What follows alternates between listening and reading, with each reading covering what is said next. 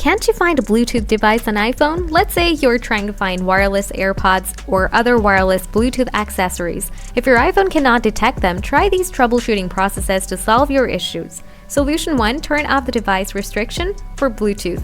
Open Setting, scroll down, tap Screen Time, scroll down, tap Content and Privacy Restriction. Toggle off this option. Solution 2. Force restart your iPhone. Press the volume up button and down button. After that, release these buttons and press and hold the power button until you see your Apple logo appear. Solution 3. Reset the wireless device. Now, if you have an AirPod or any other wireless device, press and hold the power button to reset the device.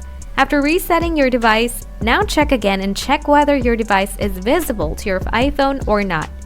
Solution 4. Reset the network setting.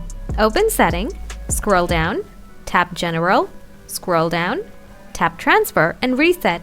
Tap Reset All Setting after following all the processes. Now, if you still can't find your Bluetooth device, please let me know in the comment section. Thanks for watching.